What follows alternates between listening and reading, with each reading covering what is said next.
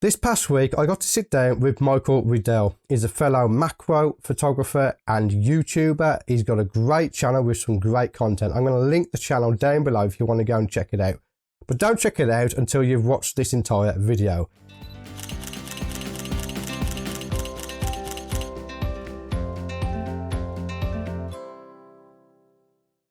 So we got together to do a collaboration, and since it is winter in both of our countries, we decided to do a kind of Q&A podcast type of video. So I'm going to be asking him a bunch of questions about how he got into macro photography and things like that, and he did the same to me as well. So please do go check out his channel where you can see him asking me questions about macro photography.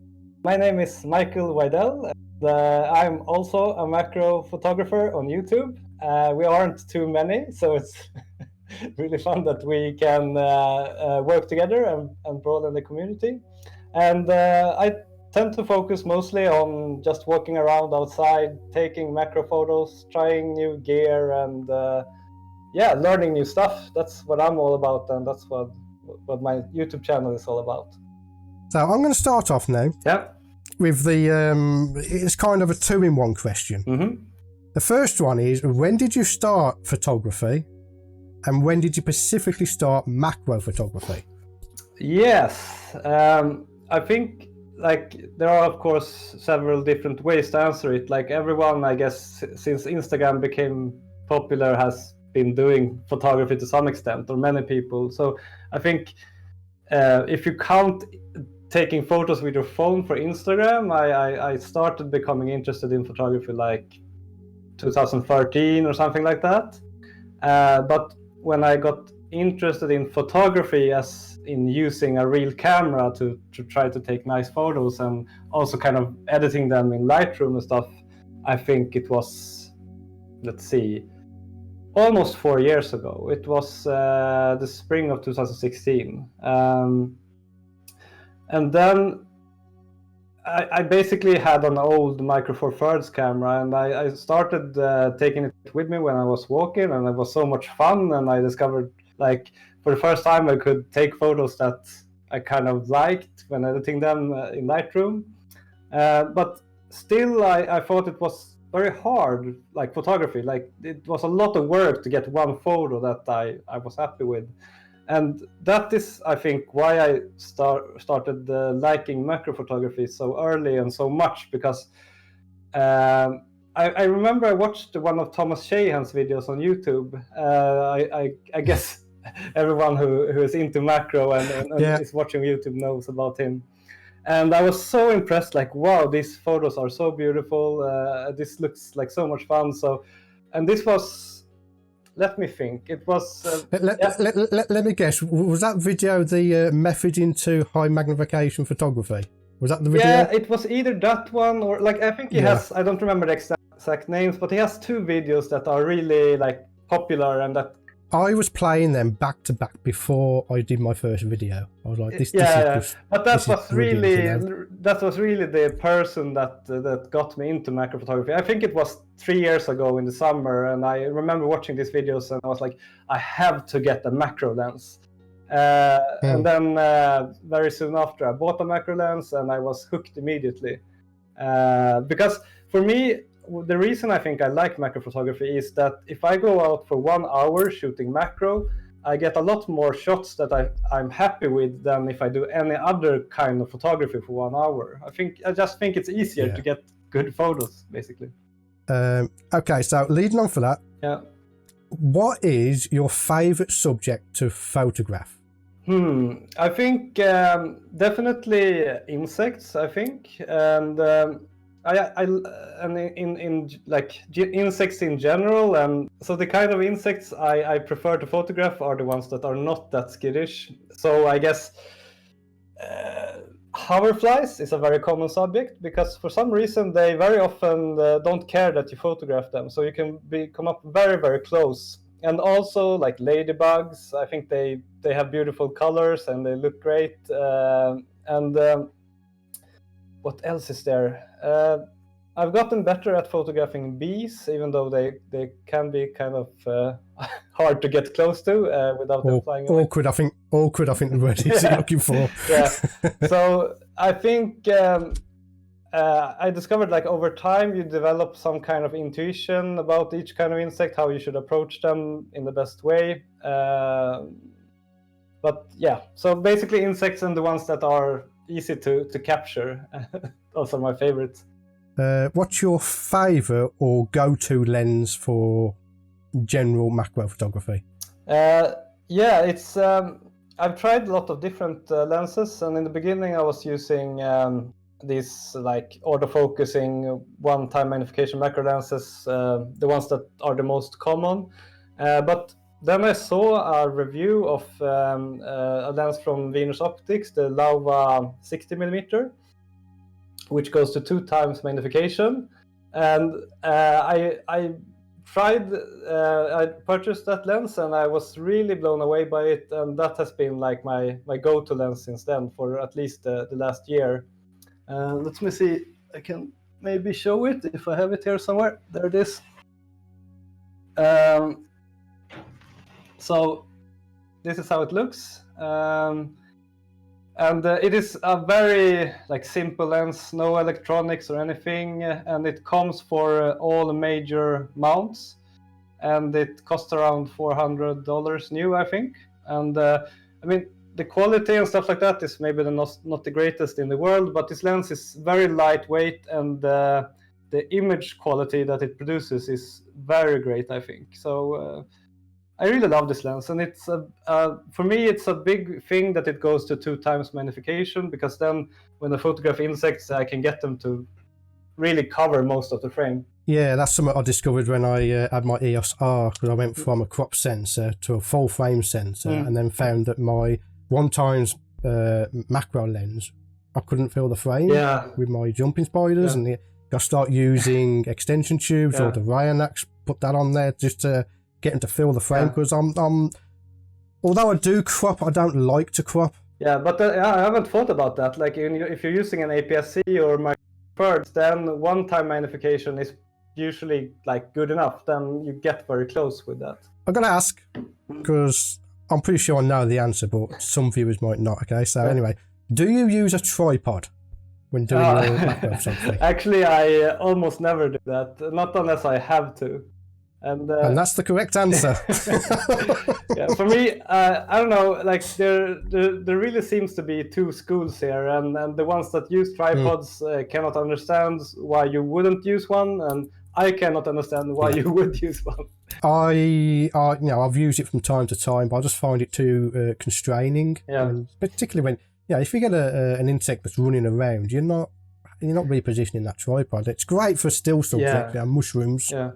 They come to mind, but but I mean, if you're outside, even if you're just photographing flowers and stuff, they are moving all the time. So like there is really no like the tripod does nothing. Maybe if you're photographing rocks or something that is completely still. Let's talk a little bit about YouTube now, because obviously we're both on YouTube and we both have our separate styles of filming. But what I want to ask you is, what's the strangest thing you've ever had to do for a YouTube video? Oh, like get it finished or get it edited or something like that. I mean, for example, this winter, I had a couple of lenses that I was going to review, and I actually kind of hate doing this indoors with like static objects. I really like doing my macro photography outside. And in Sweden in the winter, of course, there are no insects or no flowers or anything like that. But usually there is at least some snow or some frost or some ice or something interesting. But this winter, it was just nothing. It has been raining and just been dark the whole winter. So I actually had to book a trip to southern Spain the other week to get these reviews done, because I really like a lot of photography YouTubers, when they review a lens or something, they don't care that much about the photos looking good. But for me, I cannot publish a video where I think that all the photos look awful. Like I'm not able to do that. So that was I'm in the same boat. That I like when I'm doing my macro adventures, for instance, I have to have at least one killer image just to say, it was worth going out and exactly. doing that for like, what, 6, 8, 12 hours, depending on... It's the same for me, and sometimes when I've been out shooting a video and I got no images that were good, I just like throw it all away and try again another day. So yeah. Basically visiting, I take it you went on an airplane, did you? Yeah, exactly. So basically you went on vacation to get a video finished. That's basically that. Yeah, I haven't done that one yet. I've done a few strange things. Yeah, I haven't done that one yet. Okay, so next one is it's going to be a same question, but for 2 different angles. We're going to do photography and YouTube. Mm-hmm. So, what one piece of equipment, apart from the obvious, your camera and your lens, what one piece of equipment can you not live without when doing macro photography? Yeah, this is it's hard to choose. You can only choose one. But then I would say a diffuser. Of course, it's possible to take nice photos without a flash, but it's a lot harder, I would say. But with the flash, for me, I have never ever succeeded in taking a photo I like without a diffuser. So that I would say it's the thing for me. Let me see if I have some examples. I think this is also what's part of the fun with macro photography, to try different diffusers. So this is one thing that I've tried lately. This is a plastic dome that you put above a lamp usually, but I put it on my speed light, and then I have a diffuser. So I try experimenting with different things to diffuse the light and to get it as close as possible to the subject. So that I think is part of the fun. But I would say a diffuser is really necessary to take a good-looking photo.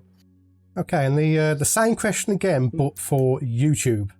From YouTube, I think for me the answer is easier. I have, I don't seem to have it here right now. Let's see. Yeah, it's charging.